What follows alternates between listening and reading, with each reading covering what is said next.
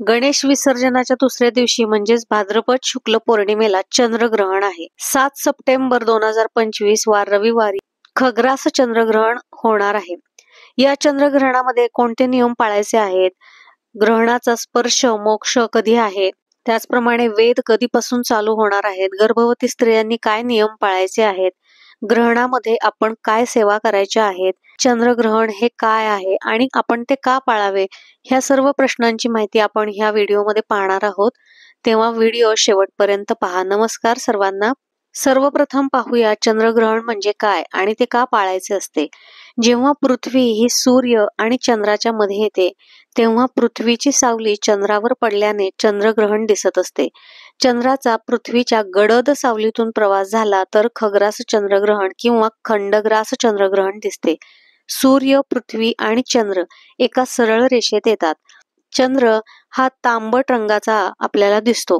ग्रहणाची ही क्रिया चालू असताना त्यातून निघणारे जी किरणे असतात ती आपल्या प्रत्यक्ष डोळ्यांनी पाहणे अशक्य असते आणि म्हणूनच ते दुर्बिणीने पाहण्याचा सल्ला देखील दिला जातो. त्यातून निघणाऱ्या किरणांमुळे आपल्या डोळ्यांना इजा होऊ शकते. त्यामुळे आपण शक्यतो त्या किरणांच्या संपर्कात न जाता घरात बसावे असे देखील सांगितले जाते.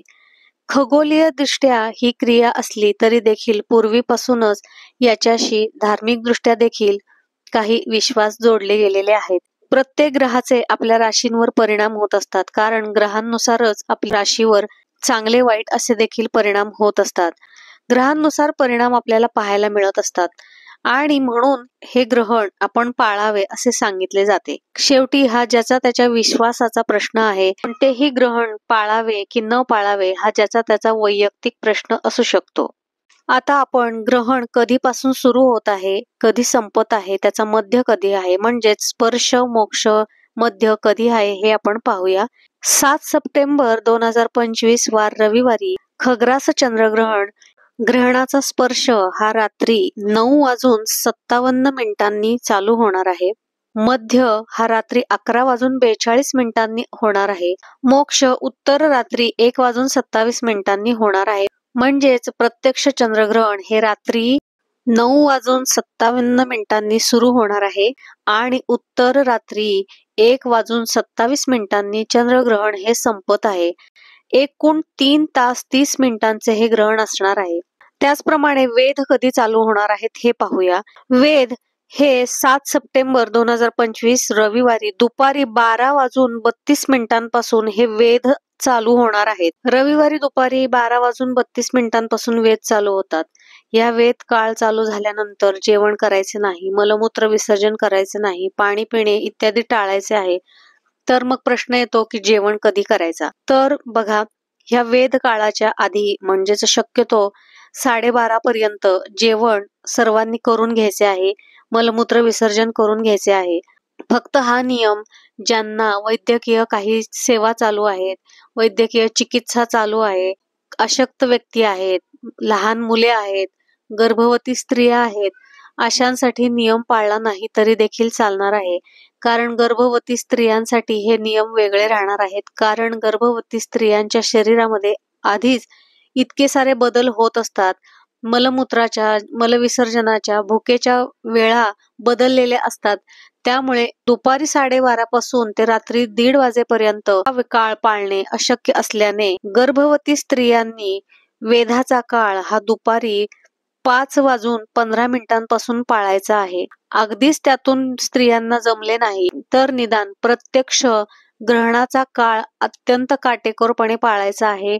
या काळामध्ये गर्भवती स्त्रियांनी काही नियम पाळायचे आहेत. तर ते असे आहेत: जेवण, मलमूत्र विसर्जन, झोप इत्यादी गोष्टी काटेकोरपणे पाळायच्या आहेत. या गोष्टी करायच्या नाहीयेत. या उलट त्यांनी या 3 तास 3.5 तासाच्या काळामध्ये त्यांना जे काही शक्य असेल ते स्तोत्र वाचावेत, मंत्रांचा जप करावा, नामस्मरण करावे.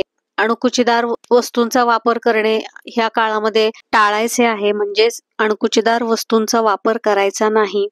हाताची बोटे मोडणे इत्यादी गोष्टी करायच्या नाहीयेत. शांत एका ठिकाणी बसून देवाचे नामस्मरण करा किंवा एखादे स्तोत्र वाचा. ग्रहणाच्या काळामध्ये बाहेर देखील जाऊ नये असे म्हणतात, कारण या काळामध्ये तंत्र, मंत्र, विद्या तोडगे इत्यादी तंत्रविद्येचा देखील वापर मोठ्या प्रमाणामध्ये केला जातो. त्यामुळे शक्यतो बाहेर जाणे टाळावे. तसे तर ग्रहण संपेपर्यंत सगळेच नियम सगळ्यांनीच पाळायचे असतात, पण आजकालच्या काळामध्ये इतके तंतोतंत नियम पाळणे अशक्य असल्यामुळे जसे मी आधी सांगितले त्याप्रमाणे 12:30 पर्यंत दुपारचे जेवण करून घ्यायचे आहे आणि दुपारी 5:15 जे वेध चालू होणार आहेत त्याच्या आधी सर्वांनी जेवण करून घ्यायचे आहे. त्याच्यानंतरचा जो काळ आहे तो मात्र सर्वांनी पाळायचा आहे. ग्रहणाचा स्पर्श होताच स्नान करायचे आहे. काही ठिकाणी पवित्र नद्यांमध्ये देखील स्नान केले जाते, पण प्रत्येकासच ते शक्य नसल्याने आपण घरातीलच जे आंघोळीचं पाणी आहे त्याच्यामध्ये थोडेसे गंगाजल टाकावे आणि त्यांनी आंघोळ करायची आहे. आंघोळ झाल्यानंतर आपण आपल्या देवतेचे, आराध्य देवतेची, देवांची सेवा करायची आहे. म्हणजेच एखाद्या स्तोत्राचे, मंत्राचे पठण करायचे आहे किंवा एखाद्या ग्रंथाचे पारायण देखील तुम्ही करू शकता. तुमच्या घरामध्ये जो कुठला ग्रंथ असेल त्या ग्रंथाचे पारायण केले तरी देखील चालणार आहे. गुरुचरित्र आहे, दुर्गा सप्तशती आहे, श्री सुक्ताचे पाठ करू शकता, व्यंकटेश स्तोत्राचे पाठ करू शकता. अगदीच काही नाही जमले तर आपल्या आराध्य देवतेचे, आपल्या गुरूंचे नामस्मरण तुम्ही ह्या काळामध्ये करू शकता. असे सांगितले जाते की ह्या काळात केलेल्या स्तोत्र मंत्रांची तीव्रता ही कितीतरी 1000 पटींनी वाढत असते. आणि ग्रहण संपल्यानंतर देखील आपल्याला स्नान करायचे आहे. त्यावेळी देखील पाण्यामध्ये, आंघोळीच्या पाण्यामध्ये आपण थोडेसे गंगाजल टाकावे आणि त्या पाण्याने आंघोळ करायची आहे. आता ग्रहण सुरू होताना आपण आपल्या घरामध्ये जे काही अन्न बनवले असेल, जे काही पिण्याचे पाणी असेल, वापराचे पाणी असेल, त्या पाण्यामध्ये तुळशीचे पान टाकायचे आहे. कारण तुळशीचे पान हे अँटीबॅक्टेरियल मानले जाते. त्याचप्रमाणे धार्मिक दृष्ट्या देखील ते अत्यंत पवित्र असल्याने आपण हे तुळशीचे पान आपल्या घरामध्ये जे लिक्विड फॉर्म मध्ये ज्या गोष्टी आहेत त्या सगळ्या लिक्विड मध्ये आपण तुळशीचे पान जरूर टाकायचे आहे. आणि शक्यतो तेवढेच अन्न बनवा जेवढे घरामध्ये संपणार आहे. असे अन्न वाया जाऊ नये म्हणूनच जेवढं अन्न लागणार आहे तेवढे शक्यतो या दिवशी तुम्ही अन्न बनवायचे आहे. या ग्रहणाच्या काळामध्ये पितरांसाठी देखील सेवा अत्यंत महत्वाची मानली जाते. पितरांसाठी तर्पण करणे, पितरांच्या आत्म्याच्या शांतीसाठी स्तोत्र वाचन करणे इत्यादी देखील तुम्ही करू शकता. ग्रहण सुटल्यानंतर, स्नान झाल्यानंतर पूजापाठ, मंत्र, जप, दान धर्म केले जातात. बऱ्याच ठिकाणी आंघोळ झाल्यानंतर घरातील देवांची पूजा देखील केली जाते. त्याचप्रमाणे मंदिरांमध्ये देखील ग्रहण सुटल्यानंतर देवाची पूजा केली जाते. ग्रहण हे 1:27 संपणार आहे. रात्री ज्यांना आंघोळ करणे शक्य नसेल त्यांनी सकाळी उठल्यानंतर प्रथम घरामधली स्वच्छता करावी आणि स्नान करून घ्यावे. स्नानानंतर पूर्ण घरामध्ये गोमूत्र, गंगाजल शिंपडावे. आपणास शक्य असेल तेवढे आपण करायचे आहे. अन्यथा देवाला नमस्कार करावा. अर्थात या सर्व गोष्टी अंधश्रद्धेच्या नसून श्रद्धेच्या आहेत, शास्त्र संमत आहेत.